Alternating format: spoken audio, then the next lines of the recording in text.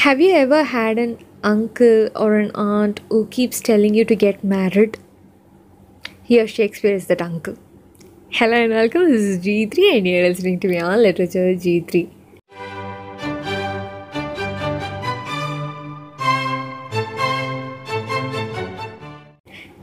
In this video, we are going to discuss about the Sonnet 8 by Shakespeare. Shakespeare has published his 154 sonnets under a collection called Shakespeare's Sonnet in the year 1609.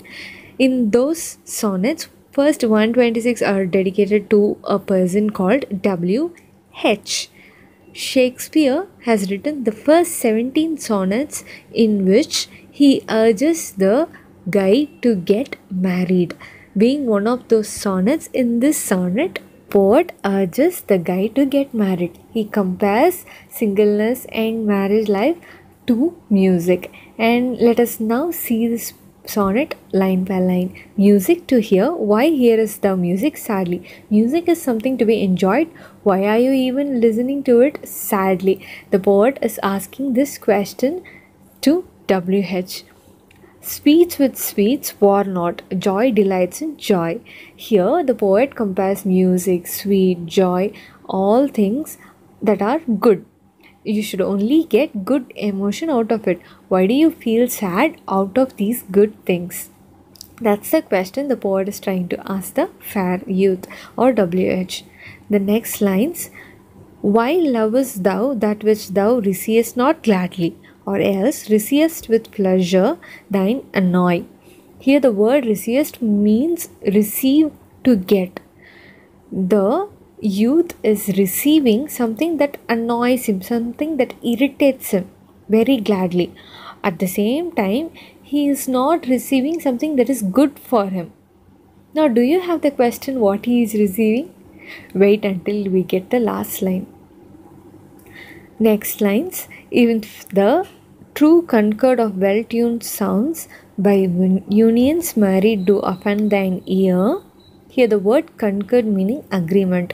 When there is tuned sounds, they have to be in an agreement. They have to be in the same tune. That's when you get a very sweet music. While hearing this sweet music, which is like a union, like a marriage of very good sounds, it irritates the fair youth's ear. Why do you think it irritates or it offends? It is not a good music to the fair youth. Why do you think it is? We have the answer in the next line. They do not but sweetly chide thee. It is because the music is chiding him. The music is scolding him. And why does it have to scold him? Let us see. Who confounds in singleness the parts that thou shouldest bear? Here the word who refers to the fair youth. The fair youth is confounding. Confounding loosely means confusing. This fair youth is confusing that singleness is good for him. And that is why the music is chiding him. The music is scolding him. Let us move on to the next line. Mark how one string sweet husband to an other. Here we can consider it to be a musical instrument. Let us say it is a lute. Can you see the image of lute? Yes, this is lute. Here you have strings. One string is like husband to another. The other should be its wife. When we play these strings very well, you get sweet music. So, two or more strings joined together will give you sweet music. Just like that, let us see the next line. Resembling sire, child, and happy mother strikes in each and each by mutual ordering. When you play, it strikes. How does it strike? It strikes resembling father, mother, and a child. Here the word sire, sir means head of the family, that is the father. This can even be equal to Joseph, Mary mother, and Jesus Christ himself. The next line, who all in one pleasing note do sing. All the strings together they play only one simple note, one simple tune, music. And what does that music say? Let us see the next line.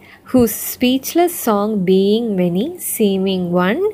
It is called a speechless song because is there any words while playing a lute? No, no words are involved. It's just pure music. So it is wordless. Hence he calls it speechless song. The speechless song is many because we keep striking various strings. But all this seems only one. Only one note is coming out. And what does the note say? Sings this to thee. This is singing to you, the fair youth. Thou, single, wilt prove none. If you are single, you are proving yourself to be nobody. If you are single, you are none. You are worthless. That's what the music is trying to say, says Shakespeare. Do you agree with this?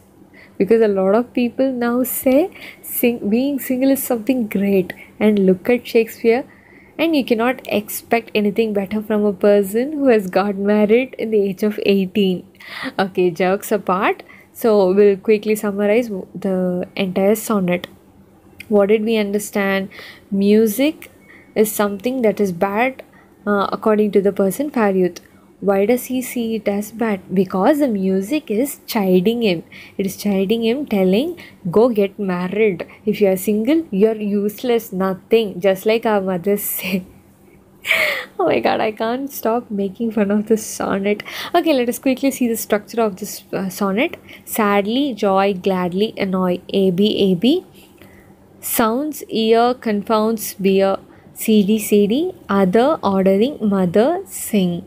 What is this? EF, EF, and one, none. G, G. This is pretty much the rhyme scheme of this poem. And we can also see Olta. Olta meaning turning. The emotion of this poem changes in a particular line or a stanza. Here, what is that line? Can you guess it? It is the line where he starts talking about marriage. And that's when the emotion. Till then, we thought it was something. This sonnet deals with music, but in that line we started to understand that this is about marriage, and that's the Olta of this sonnet. We can also see a lot of personification because the music is scolding. That is pretty much a personification. And then we can also see comparison, that is simile, metaphor and stuff like that, because music is compared to a man's life, single and married life. So that is it with this poem. If you really like this sonnet, I really enjoyed it. If you did, just like me, give this video a thumbs up, comment your views, share it with your friends, and do not forget to subscribe to this channel. Thank you so much for listening till the end.